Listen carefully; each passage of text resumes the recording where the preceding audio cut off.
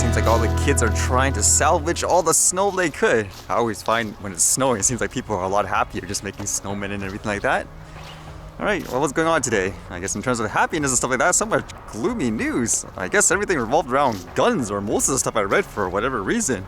Apparently here in Canada, there's some kind of debate again, or law that's being passed that's banning more firearms. It's like this one here, it says, gun owners facing legal complaints can have firearms seized without warrant under new Liberal law. The bill introduces a number of potential new restrictions on Canadian gun owners, including a provision that could allow municipalities to outlaw the transport of handguns.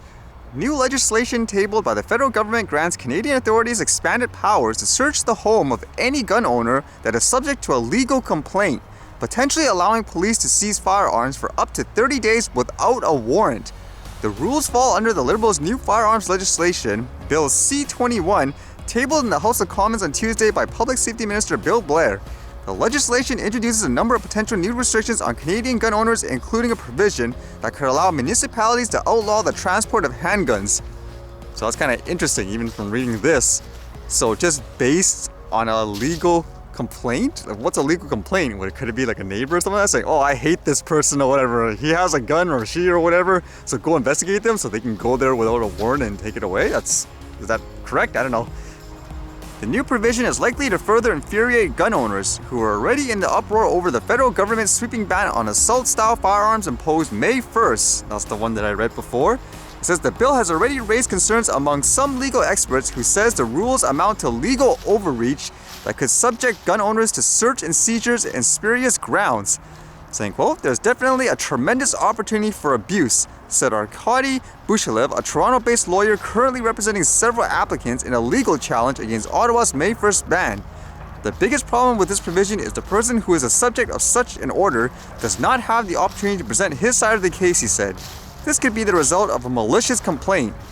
I could easily see that happening actually, if someone really dislikes, I don't know, like the gun or whatever, however the person uses it. Maybe it's for recreation, maybe even hunting, so that could be an issue overall. As usual, for situations like this, I think it's important to keep open-minded. If you don't actually use the item yourself, you're not very aware of the culture. Because in general, actually funny enough, I don't use a gun as I mentioned, so I try to look at it from both sides of the perspective, and right now from reading this, it sounds more like it's about taking people's rights away. And even reading the comments, it's kind of fascinating for me. I never knew, like here in Canada, how strict it is in terms of licensing. You'd imagine for most people, they own a gun, it's probably something like in the US or something like that. Like you have a right to firearms or bear arms, like whatever you want to call it, but apparently that's not how it works here. So that's just an example of how it's important to actually understand everything before immediately saying, yeah, ban them all. Because you could relate it with anything else in life. I mean, I could argue it's even like the drones. Where people don't even use it. They're like, yeah, ban them all. They can kill airplanes or whatever.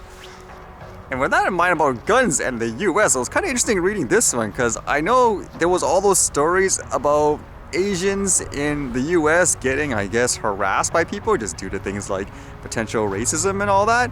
And if you guys remember, there was that story in Oakland where that elderly person was just shoved all of a sudden for absolutely no reason. And interestingly enough, I guess around the same area, this one says, robbery in Oakland Chinatown before 6 p.m. Community leader tells me a thief knocked down a woman in her 30s to steal her camera. And get this, it says, shop owner intervenes, struggles with suspect and fires 4 shots. Suspect gets away in a vehicle, no serious injuries. So that's kind of crazy, I guess, but if it comes down to that, where people feel, okay, authority figures aren't doing enough, now they have to essentially, I guess, defend themselves. I'm not really sure the legalities and stuff like that about using a firearm in the US. But with that said, I guess many people consider him, quote, the hero, but unfortunately because he fired a gun, he was the one that was arrested. It says here, Oakland Chinatown store owner who intervened in robbery arrested. An Oakland Chinatown liquor store owner was arrested by police after he intervened in a robbery outside his store on Monday. A 36-year-old man faces 1 count of felony assault with a firearm, according to Alameda County Sheriff's Department. And basically, from what I read, the police were saying they don't want people firing weapons because the bullets, they could unintentionally hit an innocent person and all that, and they're discouraging, I guess, people from trying to defend themselves in this way. So it's kind of an interesting, I guess, twist of story in terms of using things like a firearm or self-defense and all that, huh? It's be kind of interesting to see overall how it turns out. because even if you don't use the item yourself, like in this case I don't use like a gun, it's kind of fascinating just to see the perspectives and be educated in terms of what it's really like, as opposed to just judging everything emotionally, because I could relate it to any other thing where if you had your rights taken away in that sense, where someone's claiming it's because of a quote safety issue, is that true in the big picture? Because I could argue with things like tech items or even like things like drones, a lot of people are simply misinformed, so it'd be kind of interesting to see how this pans out overall. Otherwise it'll turn into a situation where you'll slowly get this taken away, slowly get that taken away, correct? Like, when does it end? And I quickly read this today, was kind of interesting. It was more about delivery drones, except this one is about using them without GPS, which sounds like a lot of people are trying to do. This one says, Israeli firm showcases a delivery drone that can navigate without GPS. And this one says, the company disclosed today that it has been able to deploy the technology to fly a civilian drone to its destination in an area without GPS. The feat, a quote, worldwide first, was carried out in a flight to an area beyond the experimenter's line of sight, using computer vision and artificial intelligence technologies. So what is it exactly? It says here, SiteTech developed a software dubbed NavSight that can be deployed on any off-the-shelf drone that has a camera on board. The software utilizes the cameras as smart, affordable sensors that enable the drone to see and understand the surroundings, like the human pilot, by using video processing technology to help the drone identify its location in real time. That's kind of interesting, saying any off-the-shelf drone. So could you actually use it with any DJI drones and stuff like that too? That's kind of interesting if it's all software based in that sense.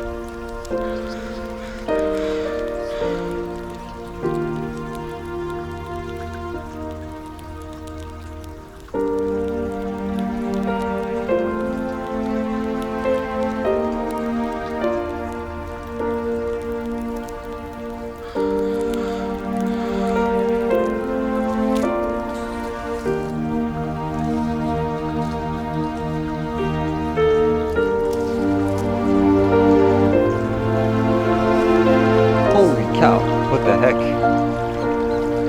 Whoa!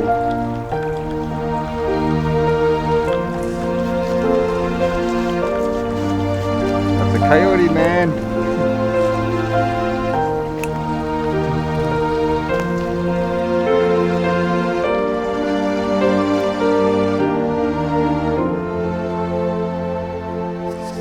Oh yeah, you can see it clearly with this.